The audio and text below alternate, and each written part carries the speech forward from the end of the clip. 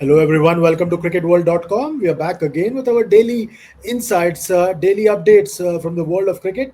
And as always, I've got my friend and colleague with me, Nikhil Narain. Nikhil, important developments in the world of cricket. First up is the news that Australia have announced their ODI and T20 squad for the series against India. Interesting that they have made some changes to their lineup from the ones that played against New Zealand recently. How do you look at these changes to the T20 squad? Yes, Chandresh.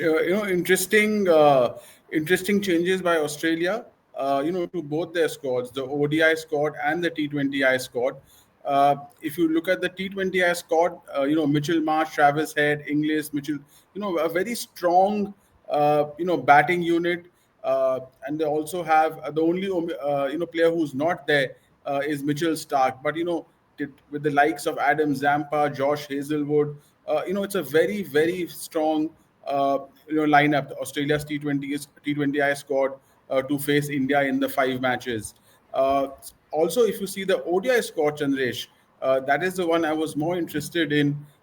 They've dropped Marnus Labuschagne from the ODI squad, given that he hasn't been in, great form in the format, since the start of 2024. He's just got 150 in his last 12 ODI innings, a highest score of 47 in his last 10 ODI innings, also not scoring at a high strike rate. So, Marnus Labuschagne dropped from Australia's ODI squad, and Renshaw, getting a chance in Matt Renshaw is sort of the biggest news from their 50 over squad, which otherwise is a full strength squad.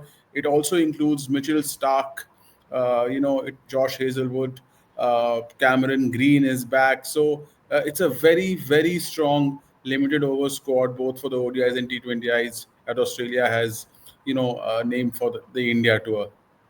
It's interesting.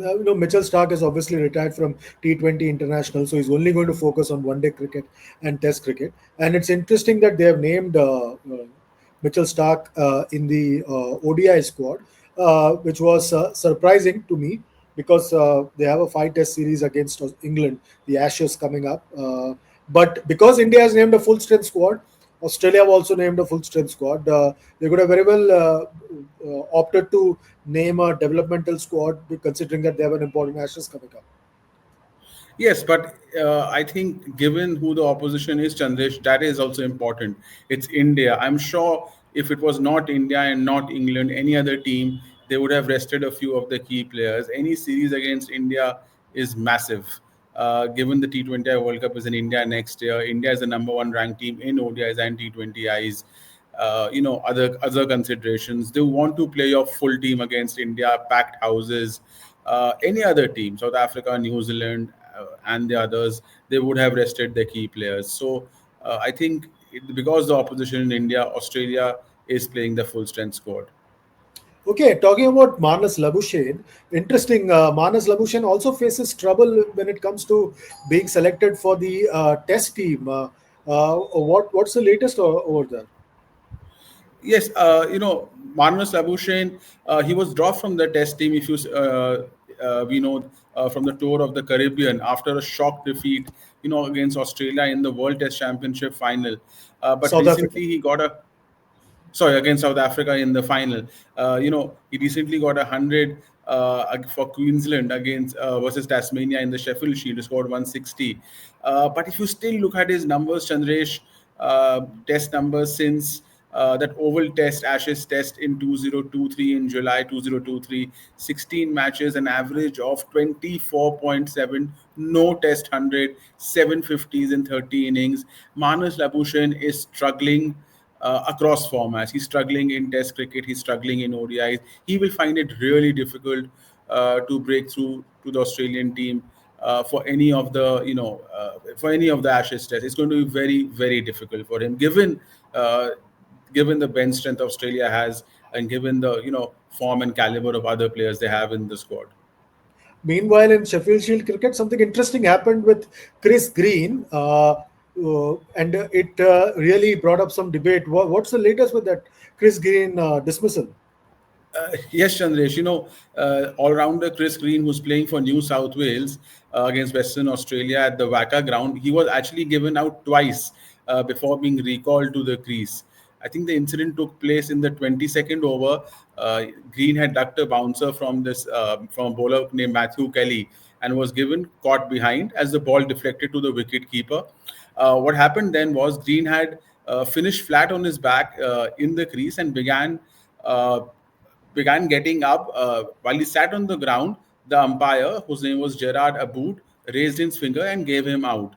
There was no doubt that the ball had hit something, but as Green got to his feet, he continued to shake his head.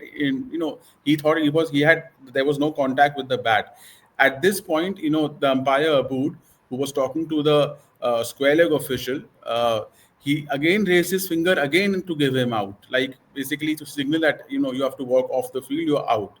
Green started walking towards the pavilion uh, and making some gestures to the umpires. But then what happened was that the replays showed. I mean, the various replays which were seen showed that actually he hadn't edged the ball. So then what happened at Green at this stage hadn't left the playing area when Aboud, the umpire who had given him out, signaled for him to wait, and then he reversed his decision and called Green back. So this was completely bizarre, something unprecedented. That after an all-field umpire has given you out not once but twice, he's recalling you back to the crease to proceed your innings again. So this is something which is quite interesting, which happened, which left everyone, including the commentators, a bit perplexed.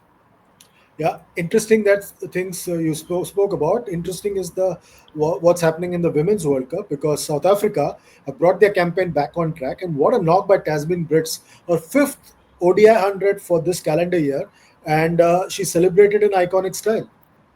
Absolutely. What a great win by South Africa, Chandresh. After being routed for 60 odd against England, the way they chased down New Zealand's, I won't say easy target of 230, one New Zealand had posted, and they did it in style with more than 9 overs to spare, 6 wickets at hand. Tasmin Brits, we all know, is a hard hitting top order batter, but that brilliant 100, of just 89 deliveries, 15 fours and a six, and then also Soon and Luz playing his part, 83 of 114 deliveries, great partnership between the two, and South Africa, absolutely demolishing New Zealand, who I thought were favorites in this match. So this sort of sets it up. New Zealand now actually in a bit of bother after losing that two opening encounters in this World Cup. South Africa making a great statement after that demolition they faced against England. And if you look at the points table, your point about New Zealand bears out, because you see New Zealand, they are number seven on the points table. Yes, So that's a worry for them. it's a worry for them. I mean, but I think they have a couple of, I would say, three easy encounters. So versus Bangladesh, Sri Lanka, and Pakistan. So they would be hoping from two defeats they can make it 3-2 at the end of these three encounters. Interesting. But today, there's one more important encounter. It's between Bangladesh and England. This is going to be an interesting one, because Bangladesh put up a very strong show against Pakistan in the first match. Absolutely. England will start favourites in this match still, Chandresh, but Bangladesh will be no walkovers. England, as we just mentioned, thrashed South Africa in the opening counter. Very strong bowling and batting lineup. Bangladesh, a great win against Pakistan, a surprise win. Bowler setting up the match for them, routing Pakistan for 129, and then a clinical chase by the batters. But England will be a different ball game. I think for Bangladesh, Marufa Akhtar will be key with the new ball, and Rubia Haider will be key with the bat. Also, the spinner Nahida Akhtar, who was very restrictive against Pakistan, picked up 2 wickets, slow left arm orthodox. She'll be key against England. England have a bunch of match winners, 7 or 8, who can single handedly win the match. England start favourites, but Bangladesh will push them. At least they'll test them. So let's see what happens in that encounter. And any particular player in England, Lindsay Smith maybe, who Yeah, might. Lindsay Smith, yes, 3 wickets for the South Africa, slow left arm orthodox. They should, watch out for her. Bangladesh, she seems to be in good form. Yeah. Okay, moving on. The final part of the show today, and that's the answer to the question which was asked yesterday. And this is the answer. Yesterday's quiz question. The question that Nikhil had asked yesterday was about the win-loss ratio of ODI captains. The question was which captain apart.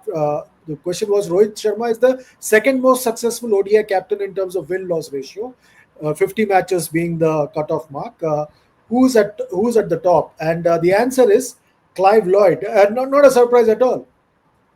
Not a surprise at all. And West Indies won 64 of the 84 matches under the great Clive Lloyd in ODIs from 1975 to 85, which obviously Chandresh included the two World Cup wins in 1975 and 1979. So, yes, not a surprise, but Rohit Sharma being there at number two, I mean, just shows what great leader he was in India, doing brilliantly under him in the format. The 20 defeats also included the famous 1983 World Cup final defeat, which is a special moment for most Indian cricket followers who are watching us right now on cricketworld.com. Okay, moving on to the question of the day today. And this is the question. Take it away, Nikhil. Yes, the question for today is, who is the leading run getter in women's ODIs from amongst the players currently playing in the ODI World Cup? So the question again, who is the leading run getter in women's ODIs from amongst the players currently playing in the ODI World Cup? Okay, you remember you can reply, you can give your replies as a comment below the video on whatever platform you're watching us on, and we will pick it up from your comments on the videos. Remember, if you're watching us on any platform, remember to like, share, subscribe, and comment, and be part of the conversation that Nikhil and I are going to have right through this cricket season, right here on cricketworld.com. That's it for today. We'll be back tomorrow. Till then, take very good care of yourselves. It's goodbye and God bless from both Nikhil and myself. Keep watching the ICC Women's World Cup. It's really hotting up.